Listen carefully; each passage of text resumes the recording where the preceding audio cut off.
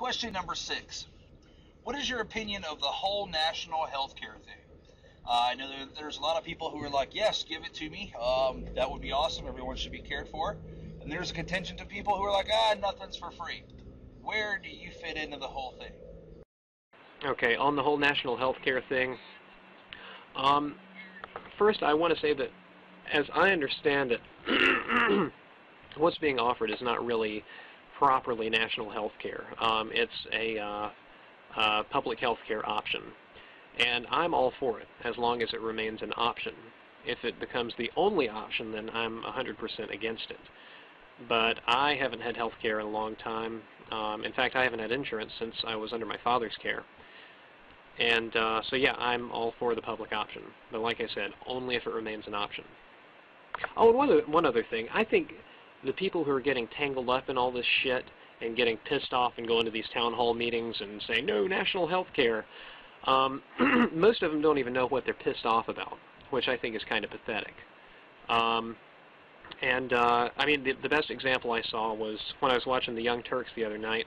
Jean was telling his audience about this one guy who went to a rally like that, and he was saying, he was screaming, the government better keep their hands off my Medicare.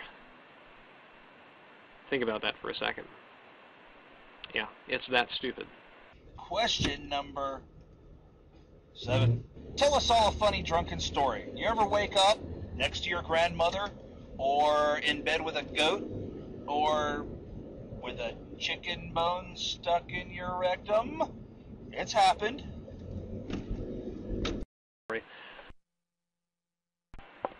Okay, question number 7. A funny drunken story. I don't know if this is more funny or disgusting, but when I was 17, my friend had a CD release party, which I went to, and I had done some drinking in the past, but I hadn't done a whole lot, and I didn't know the rules about mixing different kinds of alcohol. So I did Jello shots, I drank tequila, I drank a load of red wine, and 2 different kinds of beer. Got in a cab to go home, and it was probably would have been a $5 cab ride.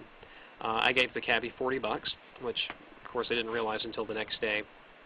Got home and walked in the front door, and my father greeted me there, and he said, have you been drinking? And I said, no, I haven't been drinking, of course not. I'm underage. And promptly fell into the wall, and we had one of those big picture frames that's got maybe 15 or 20 photos in it.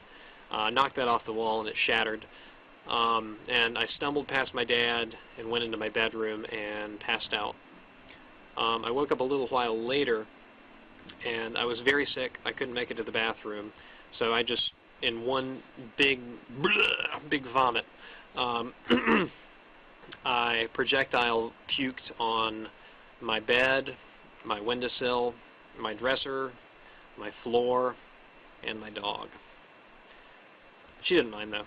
She ate most of what landed on her, and I think she ate some of what landed on the floor also. So, the next day, Dad came in, and he brought a bucket and a sponge and just set it down on my floor. We never talked about it again. He didn't punish me beyond that. I guess he figured that my day-long hangover hell, as well as having to clean up my puke, and I wound up washing the dog too, was punishment enough. So there you have it. You really, really have to love the stop-and-go parking lot traffic of a major metropolitan area, man. This is insane.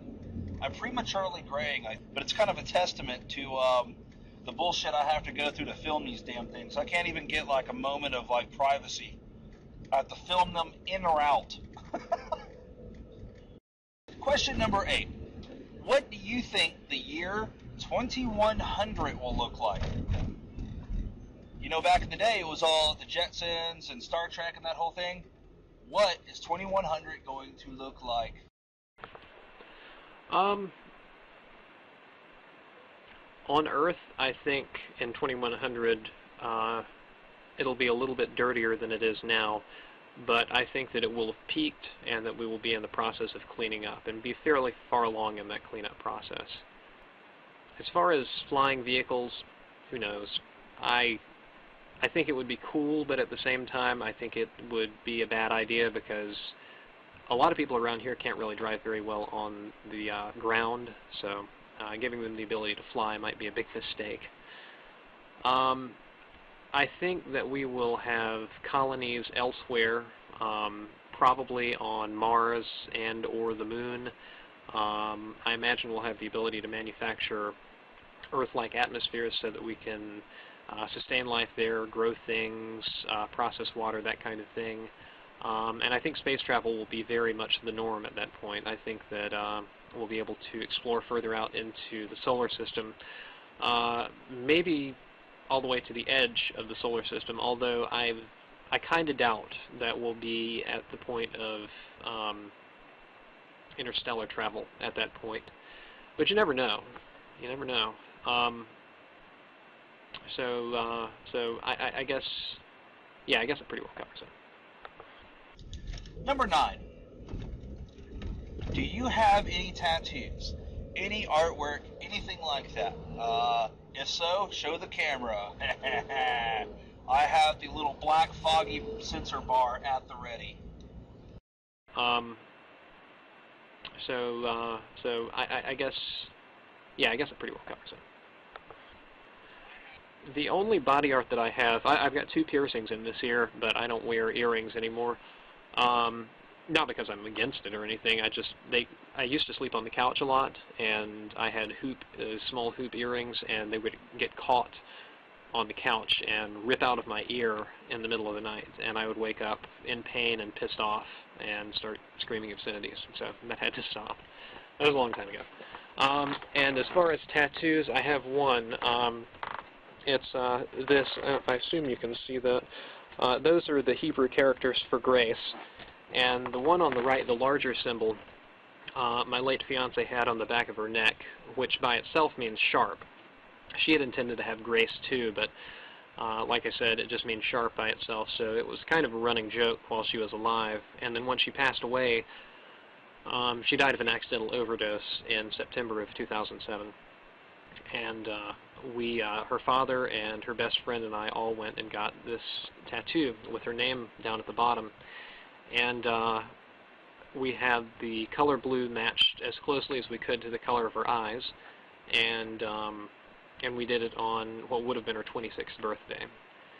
I was going to get one of those. We had her cremated. I was going to get one of those urns, small urns that you can carry around, wear on a necklace or whatever, and I decided not to, because if I lost the urn, I would be out of my mind.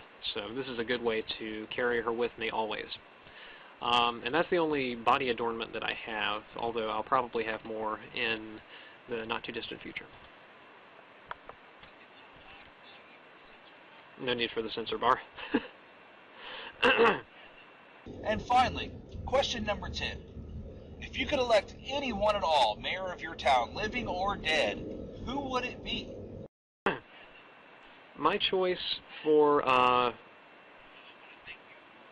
anybody that I could elect mayor would be Benjamin Franklin. And the reason why is that I think he was one of the greatest thinkers in the history of humanity, and I think that we probably would have been very well served if he had wound up being one of our presidents during his lifetime. You know, obviously during his lifetime. As for my last word, thank you for interviewing me. This was really cool. This is the first time anybody's done anything like this with me. And those of you who are watching, if you're watching this on Rev's channel, check out InModiasWeTrust. I've got some pretty cool stuff. I cover science, atheism, religion, and human rights. And I've also got a blog. My blog is over at hubpages.com/profile/InModiasWeTrust. We'll both put up a link either in the sidebar or as an annotation. And I have an AdSense account over there. I'm not working right now, so that's one of the very few ways that I'm making money, so your support will be much appreciated. And the only thing I can tell you without violating terms of service is that the AdSense partnership there works the same as a YouTube partnership does as far as the mechanism of earning. I guess that's about it. Thanks for watching. Modias, I want to thank you for agreeing to do this interview with me. I hope it turns out well, and I hope you are watching.